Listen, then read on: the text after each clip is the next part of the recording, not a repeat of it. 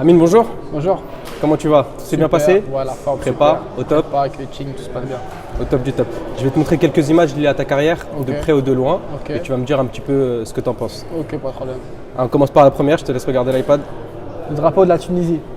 Bah écoute, ça me fait rappeler beaucoup de souvenirs. Le nombre de fois que je suis parti dans mon pays, donc la Tunisie, c'est le pays de mon père. Je suis allé plus d'une dizaine de fois et c'est toujours un plaisir d'y retourner et de pouvoir représenter mon pays, mon pays d'origine en tout cas, à l'étranger au niveau mondial.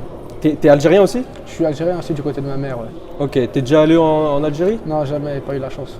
Ok, donc on va dire que t'es un petit peu plus proche des racines tunisiennes que, même si bon, c'est pas du dénigrement, mais Non, c'est pas du dénigrement forcément, mais bon, j'ai plutôt passé mon temps en Tunisie plutôt qu'en Algérie en tout cas.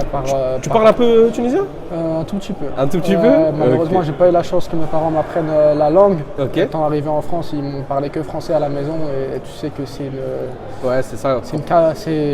j'allais dire une calomnie, c'est quelque chose de très malsain. En tout cas, je pense de ne pas apprendre la langue d'origine à ses enfants. Ok, ça marche. Je te laisse cliquer sur l'iPad pour voir la deuxième image. Nantes. Nantes, c'est la ville d'où je viens. C'est la ville d'où tout a commencé pour moi, notamment dans les sports de combat. Donc voilà, je la représente et je porte fièrement les couleurs de Et cette ville. t'es né à Nantes? Ouais, je suis né à Nantes. Ouais. Et t'as toujours vécu là-bas? Toujours vécu à Nantes. Ouais. Ok, et tu t'entraînes Je m'entraîne à Nantes, à Delariva. à Delariva Ouais. avec Abdoul? Exactement.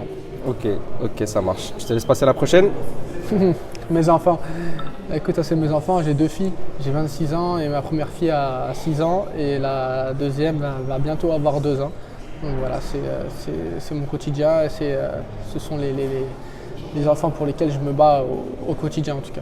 Et qu'est-ce que ça change dans une carrière, dans une vie, Ça justement t'apporte d'avoir de la des prospérité petits bijoux? déjà, ça t'apporte la prospérité chez toi, d'avoir des bijoux comme ça, comme tu dis. Donc la prospérité et puis des vrais objectifs en fait. Ok. Et au niveau de ta carrière professionnelle, ça t'a influencé?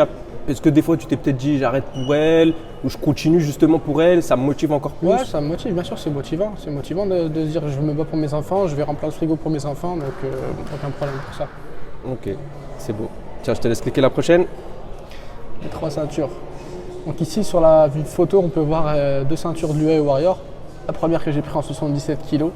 La seconde que j'ai été chercher en 70 kg. Je suis le premier gars et puis surtout le premier français à avoir pris 2 ceintures dans une catégorie en même temps, quoi. Dans 2 catégories différentes en même temps, dans une organisation. On a la ceinture du Brave que j'avais pris à un moment de ma vie aussi par KO contre le Brésilien Clayton Silva. J'étais parti la chercher avec détermination celle-là. Ah, j'avais regardé en direct ce combat, il était contre la cage, il s'est mangé une Exactement. droite sur le menton. Il est tombé comme un ascenseur, Ouais, comme un arbre. comme un arbre. C'était beau, c'était une belle victoire. Qu'est-ce que ça représente pour toi ces ceintures? Ça représente énormément, c'est beaucoup de travail derrière tout ça en fait, tu vois, c'est de l'acharnement, de travail, C'est l'accomplissement quoi. je dirais pas l'accomplissement parce qu'il reste du chemin à traverser encore, Ok. du chemin à faire, mais voilà, c'est quelque chose de pas mal, quoi, c'est bien. C'est une fierté, ça pèse C'est dans une le fierté, palmarès. Exactement. Ok, je te laisse passer à la prochaine. Ares. Comment Bah, s'est écoute, faite la connexion? Ça s'est fait directement avec Fernand Lopez, donc voilà, on a discuté un peu avec lui. Je voulais affronter Damien Lapillus déjà dès le début pour la ceinture, Ouais, chose qui n'a justement. pas pu se faire à cause de ma dernière défaite en septembre 2021. Et donc voilà, aujourd'hui je fais mon entrée dans la plus grosse organisation française et j'en suis satisfait. D'ailleurs, en parlant de ça, j'ai une question qui intéresse pas mal de personnes, parce qu'on a vu un combat déjà annoncé au Brave, Ouais. pour fin août, il me semble. Ouais. Toi, tu as signé un contrat avec Ares et tu as toujours ton contrat en cours avec le Brave? Ouais, j'ai pas ce temps à faire la promotion parce que je reste focus sur mon combat de demain soir. Ok. Mais voilà, une chose est sûre, c'est que j'ai eu l'autorisation d'aller combattre chez Ares pour me faire une grosse base médiatique, on va dire, dans mon propre pays.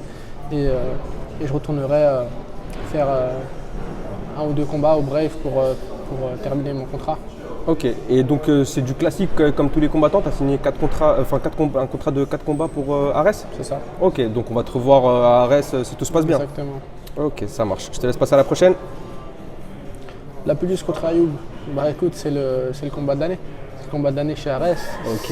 C'est un main event. C'est un main event parce que voilà, ce combat il hype plus de personnes que le propre main event C'est du vrai. Ares 7. Pourquoi? Bah, Voilà, je dénigre aucun de mes amis qui sont sur la carte, mais c'est un combat qui vend parce que ce sont deux top français, sans me jeter des fleurs ou quoi que ce soit. Je suis une personne Non, t'inquiète pas, qui est assez humble, tu vois. tu peux. Mais je me dis que c'est un combat de deux guerriers qui vont s'affronter demain soir. Prêt, j'imagine. Après, bien sûr. Un game plan en place ou au feeling comme Abdul? Je parle pas de game plan, mais en tout cas, les choses sûres, c'est qu'on va tenter d'aller chercher la finition. Ok. Une petite dernière question. En cas de victoire sur Damien Lapillus, il y a de très fortes chances, je pense, que tu combattes pour la ceinture. C'est le but, ouais.